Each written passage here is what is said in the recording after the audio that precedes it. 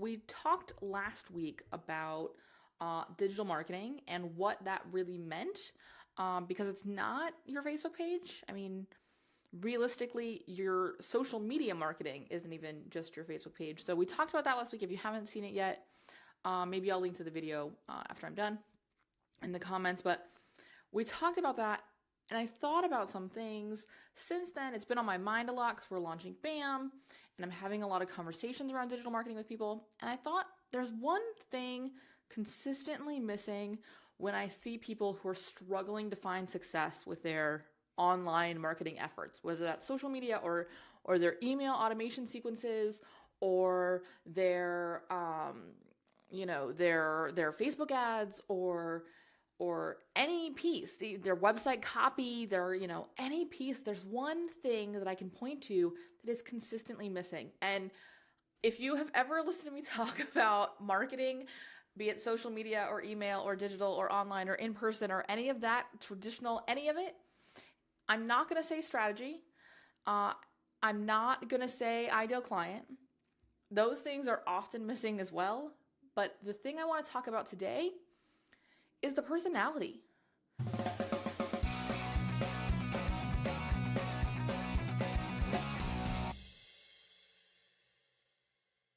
Now, I get some pushback when I talk to my more corporate-y clients on this kind of subject because they think, well, we don't have a personal brand, so we don't have a personality.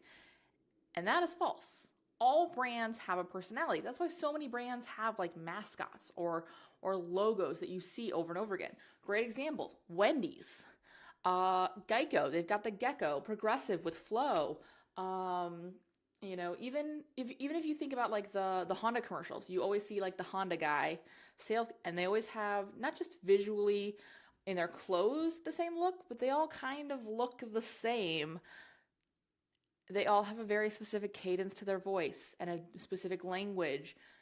And that's because that's the personality of that brand. Think about things like Ford Tough. Again, that's the personality of those brands. And we can do the same thing in our own marketing, even if we're not personal brands, but especially if you are a personal brand. Because when you're a personal brand, it gets super easy to do this because guess what? It's you.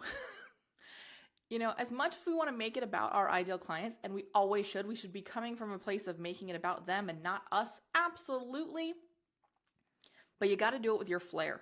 You've got to do it with your personality because that's where the connection point is.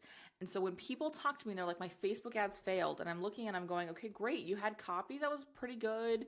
You've got a landing page that's all right, but it's missing you. It's missing that thing that I can connect with. It's very, they tend to be very like benefit, feature, fact, problem, solution. And that's it. The connection point, the thing that reaches in and grabs us and says, oh my God, I have to work with this person. I have to buy this program. I have to do whatever that is. That comes from the personality. So make sure you're utilizing your personality. Again, whether you are a personal brand or a brand that is not a personal brand. And that doesn't necessarily mean corporate. I mean, I don't think anyone would describe the Zappos brand as especially corporate, but if you look at those emails or you look at those Facebook ads, it's got a personality, right? Yes, it does. So look at ways you can add a little bit more you into your marketing, your voice, your words, your vibe, your cadence. Look at ways to add that personality and you will see major changes in the effectiveness of your marketing. Now, I want to talk about a couple of ways that you can be executing this. In social, it's going to mean the copy in your post, the kind of things you share, the way you look at photos, or your products look in photos, or your team looks in photos.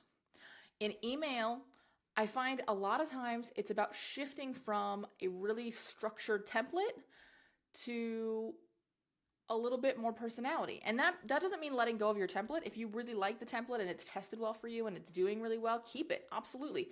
But include a little bit of a note.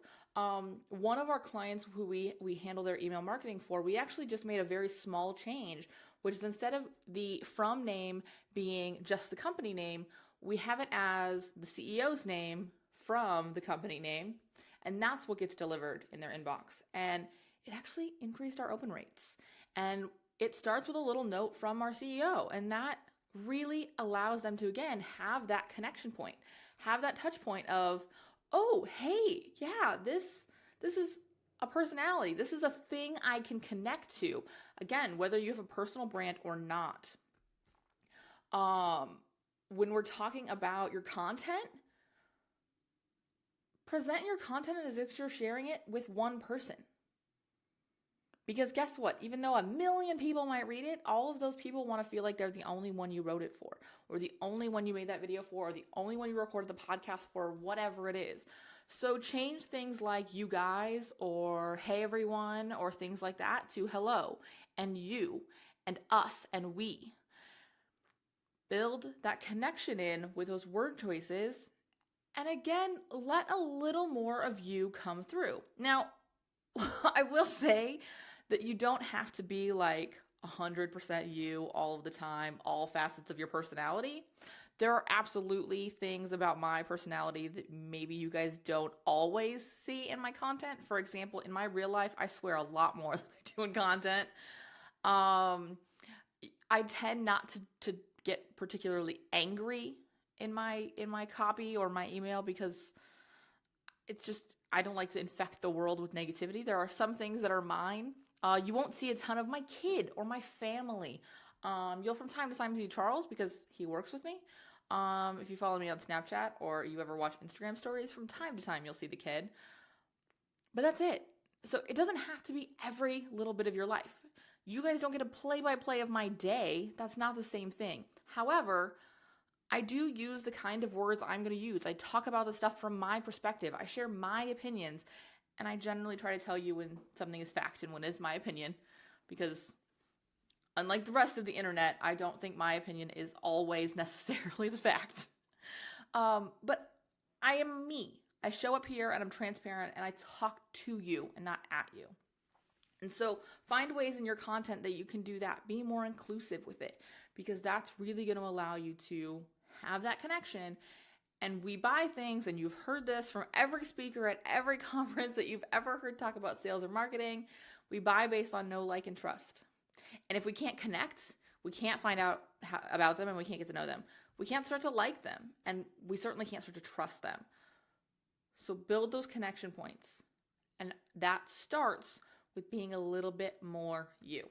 All right, we're coming up on 10 minutes. I'm going to close out. If you have any questions, let me know in the comments below. We do still have some spots open for the Backstage Amplifer Mastermind. The cool thing about BAM is we're really focusing on your business. This is working one-on-one with me with the added benefit of some group feedback as well. But you sit down with me once a month. You connect with me in the private forum as well as the community. We're going to have hot seat calls once a month for the group. Be sure to join us live for this. There's not a replay because it's not a structured program where there's coursework. This is where you are, what your goals are, what you're going to do, what we're going to do together. So, Backstage Amplifer Mastermind. I will put a link in this box here in a few minutes. And if you have any questions, again, hit the comments. Let me know. I'm here to answer them. All right? Have a great rest of your Friday, and I will see you next week. Bye.